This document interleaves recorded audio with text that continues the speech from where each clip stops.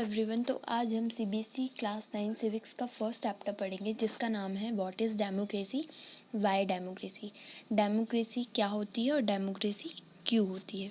तो चलो गाइस शुरू करते हैं।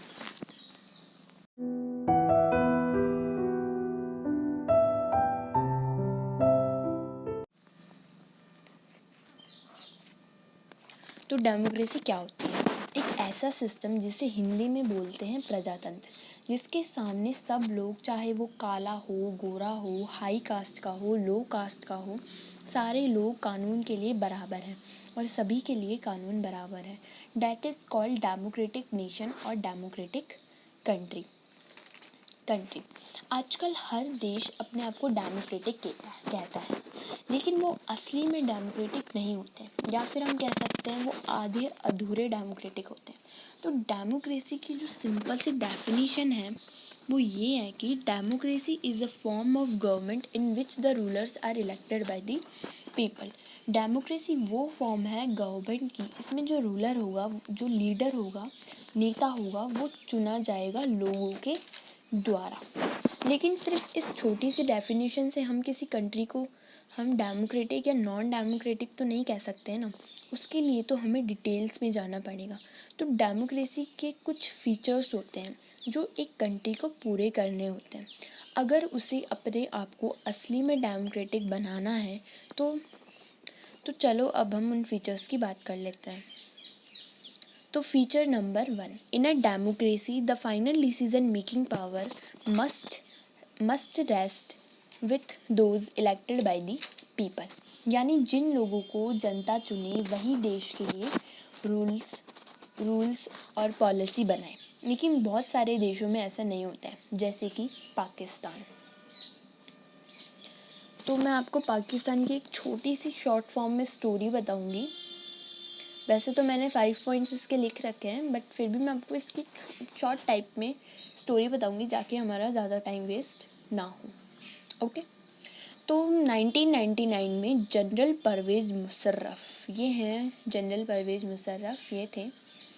तो 1999 में जनरल परवेज़ मुशर्रफ ने मिलिट्री कॉप करके पाकिस्तान में डेमोक्रेसी हटा दी और 202 में अपने आप को एक रेफरेंडम के थ्रू प्रेसिडेंट घोषित कर दिया।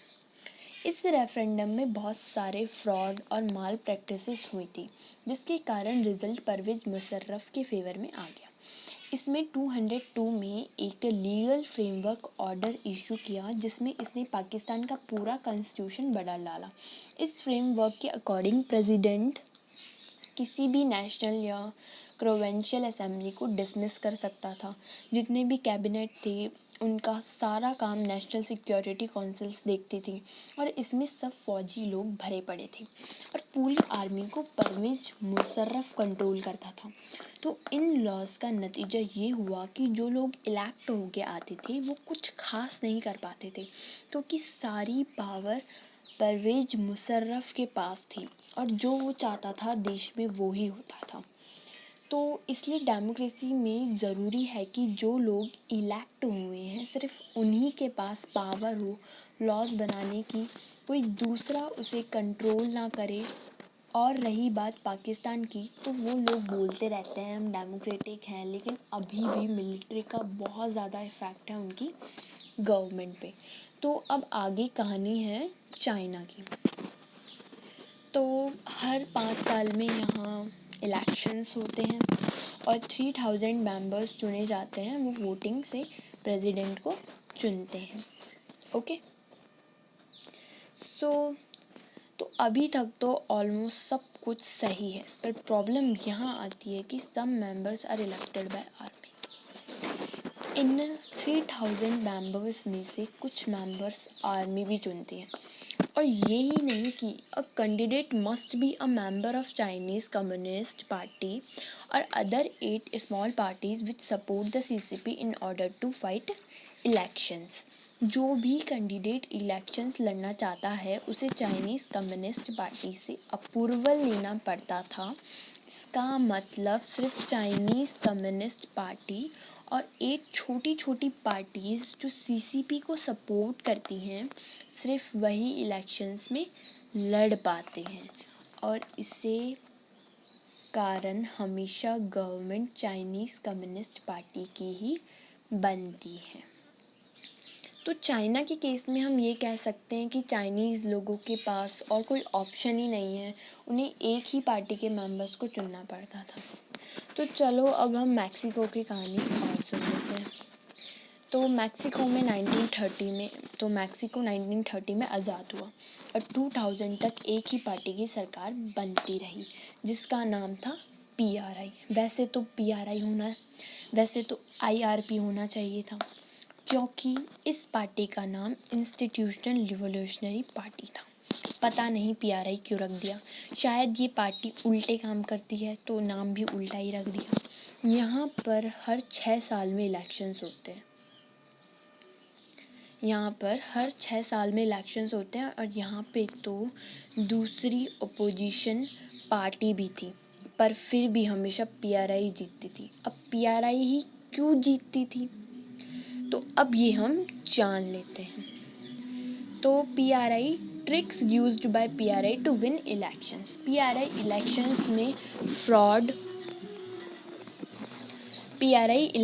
फ्रॉड और माल प्रैक्टिसेस यूज़ करती थी।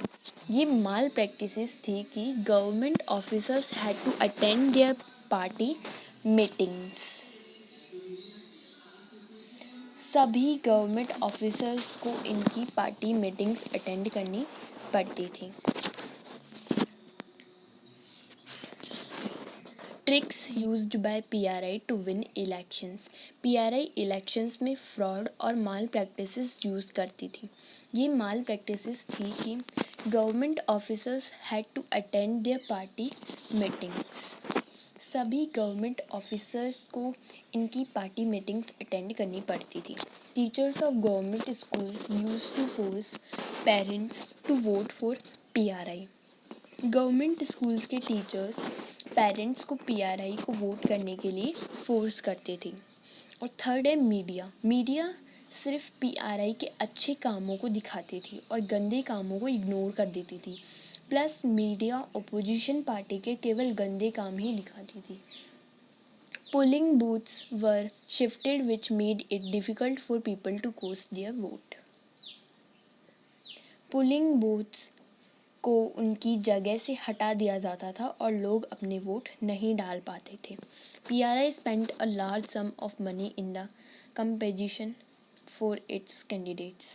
PRI अपनी कैंडिडेट्स की पब्लिसिटी के लिए नदी की तरह पैसे बहाती थी, यानी बहुत खर्चा करती थी। तो यहाँ मैक्सिको में फेयर इलेक्शंस होते ही नहीं थे और रूलिंग पार्टी को हराना ऑलमोस्ट इम्पॉसिबल हो गया था। तो अब हम पढ़ेंगे डेमोक्रेसी का second future. A democracy must be based on a free and fair elections were those currently in power have fair chance of losing. Elections में लोगों के पास चॉइस होनी चाहिए, प्लस इलेक्शंस फ्री और फेयर होने चाहिए जिसमें जो रूलिंग पार्टी हो उसको भी हराया जा सके। Feature number 3, in a democracy each adult citizen must have one vote and each vote must have one value. यानी हर एक इंसान को वोट करने का हक हो, हर इंसान के वोट करने की वैल्यू सेम हो। लेकिन अभी भी बहुत सारी जगह हैं जहाँ पर इसे फॉलोज़ नहीं किया जाता है। जैसे सऊदी अरब में, in Saudi Arab women do not have the right to vote. जैसे सऊदी अरब में फ़ीमेल्स को वोट करने का राइट नहीं है। और एस्टोनिया में जो लोग रशियन मिनॉरिटी से बिलोंग करते हैं उन्हें वोट कास्ट नहीं करने दिया जाता है। और फ़िजी में तो अलग ही सिस्टम है, जो लोग ओरिजिनल फ़िजी के हैं उनको वोट करने की उनके वोट करने की वैल्यू एक है, और जो लोग बाहर से फ़िजी में आए हैं उनकी वोट करने की वैल्यू हाफ है। तो अब हम बात कर लेते हैं जिम्बाब्वे की, ठीक है। तो ये लोग 1980 में आज़ाद हुए थे और तब से जानू PF पार्टी रूल कर रही थी। तो इस पार्टी ने जिम्बाब्वे को इंडिपेंडेंस दिलवाने के लिए बहुत ज़्यादा हेल्प की थी। और इनका जो लीडर था वो था रोबोट मुगाबे। इनका जो लीडर था वो था रोबोट मुगाबे, जिसको लोग बहुत मानते थे और इलेक्शंस के बाद उसे प्रेसिडेंट बना दिया गया था। लेकिन उसकी नीयत ख़राब हो गई। उसने कॉन्स्टिट्यूशन चेंज करके प्रेसिडेंट को सारी पावर दे दी, यानी अपने आप को बहुत सारी पावर्स दे दी। जो लोग भी उसे ओपोज करते वो उसे हरेस्ट करता।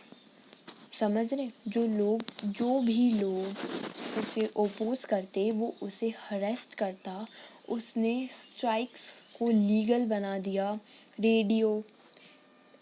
रेडियो और टीवी को गवर्नमेंट कंट्रोल करने लगी। जो गवर्नमेंट छापती थी सिर्फ वही न्यूज़पेपर्स में छपता था। गवर्नमेंट कोर्ट की बातें भी नहीं मानती थी। और जज को प्रेशर करती थी गलत जजमेंट देने के लिए। तो ज़िम्बाब्वे में बेसिकली ये हुआ कि जैसे लोग अपना मशिया समझते थे, वो तो एक जहरीला सांप निकला जो उन्हें डस के चला गया। तो इसे हम डेमोक्रेसी का फोर्थ फ्यूचर मिलता है। Democratic government rules within limits set by constitutions, laws and citizens' rights। यानी जो गवर्नमेंट है वो एक लिमिट में काम करे, उसे कॉन्स्टिट्यूशंस की बेसिक चीज़ें चेंज करने अलाउ ना हो, जिससे लोगों के राइट्स वायलेट हो जाएं, कि right to freedom, right to speech वगैरह वगैरह। तो ज़्यादातर क्वेश्चन यही आता है कि डेमोक्रेसी को डिफ़ाइन करो और उनके फ़ीचर्स बताओ। तो मैं आपको इनके फ़ीचर्स भी बता चुकी हूँ और डेमोक्रेसी को डिफ़ाइन भी कर चुकी हूँ। तो हमारा ये पार्ट यहीं ख़त्म हो जाता है। मैं आपको इसके नेक्स्ट पार्ट में मिलूँगी। तो thank you so much guys for watching the video.